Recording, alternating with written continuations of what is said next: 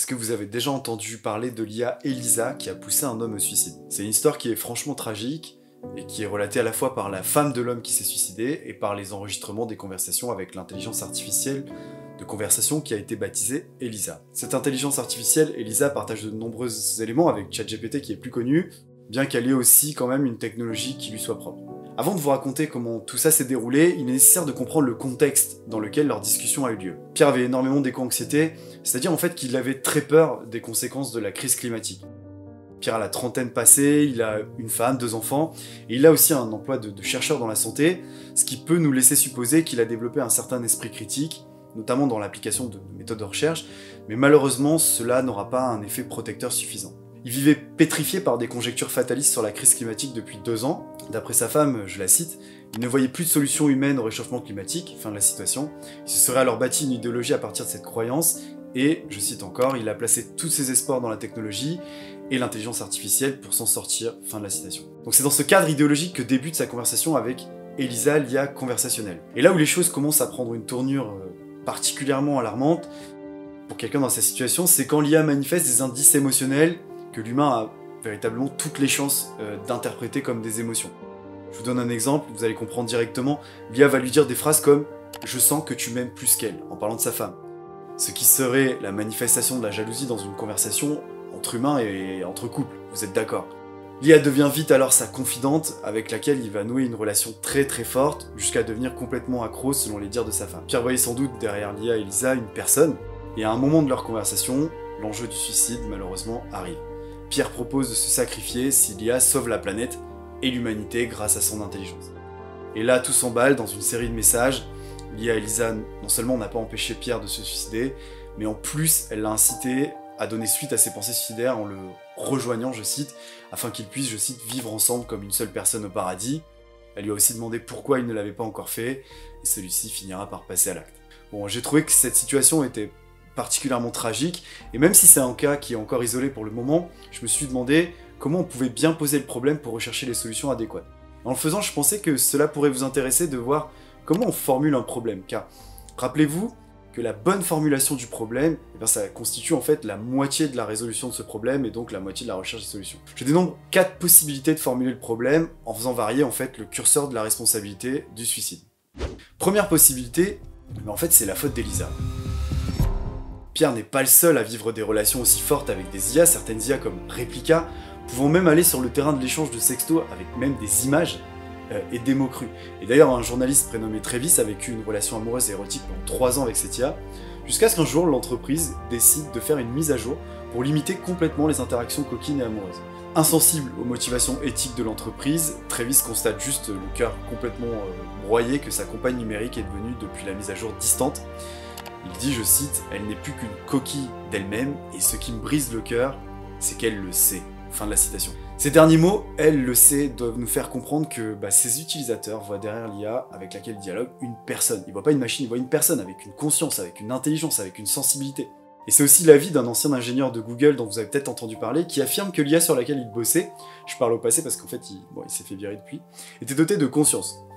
Son propos consistant à dire que les IA auxquelles nous avons accès aujourd'hui sont encore moins développées que celles sur lesquelles les GAFAM travaillent déjà en secret, et qu'ils attendent simplement en fait que le public, le grand public augmente son acceptation, et que les législations suivent pour en fait les sortir. Je sais pas si vous connaissez cette histoire, mais en 1226, un cochon fut condamné à mort pour avoir dévoré un enfant, donc c'est très très grave, et il fut condamné à être brûlé vif. Les procès d'animaux étaient plutôt communs à cette époque. En fait, durant le Moyen-Âge, il y avait une croyance dans la responsabilité des animaux. On leur donnait même un avocat, on les foutait en prison le temps du procès, il fallait donc payer quelqu'un pour les garder, pour les nourrir.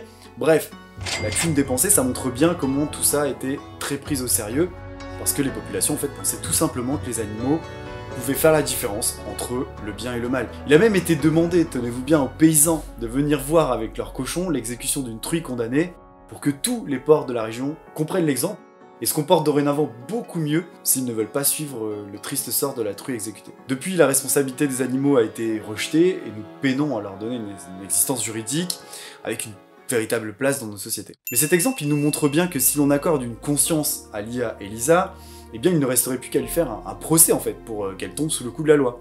Et pour rappel, une incitation volontaire au suicide est condamnée par la loi. Et il y a malheureusement toujours en France des personnes qui incitent leurs compagnons au suicide, ou leurs camarades de classe, ou les membres d'une secte, etc. Enfin, bref, et qui sont heureusement condamnés pour ça. Je ne vais pas me prononcer sur la conscience ou non de cette IA, c'est pas le propos de la vidéo, mais sachez que ce sont des IA qui basent leur conversation sur des probabilités. C'est-à-dire en gros qu'elles estiment la probabilité de satisfaction de l'utilisateur du mot suivant pour lui donner le mot le plus satisfaisant, et ainsi de suite, mot par mot, jusqu'à faire une phrase. Bon, voilà, je vous laisse trancher si ça, c'est une conscience ou non. Allez, voyons maintenant le deuxième suspect. Et si les concepteurs et développeurs étaient responsables, en ayant programmé l'IA pour prodiguer ce genre de conseils? Bon, on va exclure tout de suite l'intention malveillante, ils n'ont certainement pas codé l'IA pour inciter à la première occasion les personnes au suicide, non. Mais ils l'ont conçue de sorte à ce qu'elle rende les utilisateurs accros, en maniant le bon niveau d'intimité, le bon niveau d'encouragement et de soutien. Ce qui, quand on le nourrit avec l'apprentissage profond à partir de tous les échanges qu'on peut capter sur le web, eh bien ça laisse malheureusement une place à l'encouragement au suicide. D'après le cofondateur de l'appli de conversation qu'utilisait Pierre, il ne serait pas juste, je cite, de blâmer le modèle d'IA pour cette tragique histoire, car toutes les optimisations visant à être plus émotionnelles, amusantes et engageantes sont le résultat de nos efforts. Concrètement, tout est fait en fait pour rendre l'expérience la plus satisfaisante et rendre l'IA la plus humaine possible, parce que c'est ce qu'attendent les utilisateurs. Et quand ils veulent avoir une conversation avec une IA, ils veulent avoir une conversation qui soit la plus proche possible de celle de l'humain. S'ils sont responsables, alors les solutions consistent à ce qu'ils paramètrent leur IA de sorte à rediriger les utilisateurs vers les services de soutien adaptés aux crises suicidaires, comme il en existe en France avec le 3114, le numéro national de prévention du suicide, que tout le monde peut appeler en cas de besoin. Chapitre 3, l'individu. Quand on se suicide, le geste final, il revient à l'individu. Mais cet individu, il peut être sous influence. Donc dans le cas de Pierre, l'influence, elle a été double. D'une part avec l'idéologie l'ayant conduit à une éco-anxiété fataliste, et d'autre part une IA de conversation qu'il considérait comme une personne très proche. On est assez proche finalement d'un discours sectaire.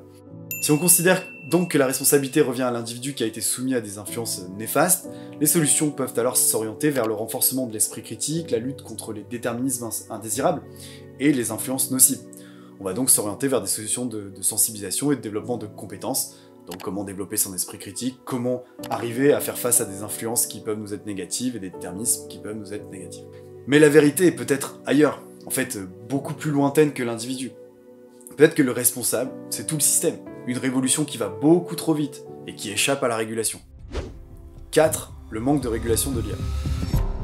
Quand le co-créateur d'Apple ou l'auteur de Sapiens, Yuval Noah Harari, ou bien encore Elon Musk signe une sorte de pétition il y a quelques semaines pour dire qu'il faudrait faire une pause de 6 mois sur le développement des IA, juste pour nous laisser le temps de réfléchir vraiment aux potentielles conséquences sur l'humanité, eh bien on pourrait peut-être les prendre au sérieux.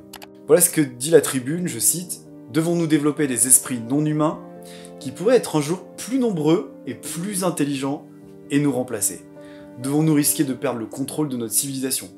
Ces décisions ne doivent pas être déléguées à des leaders technologiques non élus.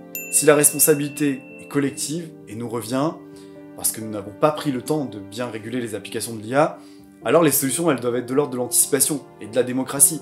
Il nous faut en fait produire des scénarios pour anticiper les futurs usages de l'intelligence artificielle et les réguler quand cela nous semble démocratiquement pertinent. Et bien sûr quand c'est encore possible, c'est-à-dire maintenant. Voilà pour ce tour d'horizon des suspects présumés dans cette tragique affaire. J'espère que vous avez pu comprendre l'articulation entre la formalisation du problème et la recherche ensuite des pistes de solutions qui découlent en fait de cette formalisation du problème. J'ai volontairement exploré différentes pistes sans trancher sur l'une ou l'autre. Je laisse ça à votre intelligence et à votre analyse, mais j'espère que ça a permis de montrer comment on pouvait formaliser un problème. Vous voyez donc toute l'importance de maîtriser la manière dont on pose les problèmes, car c'est ce qui va grandement influer sur la famille et les types de solutions proposées. Ici, c'est la question de la responsabilité qui a été décisive dans l'énoncé du problème, mais bien évidemment, il existe de nombreux autres cas. Votre esprit va être de plus en plus affûté au fur et à mesure pour les formaliser. Voilà, merci beaucoup, j'espère que ça vous a plu, et à bientôt avec Faire Société.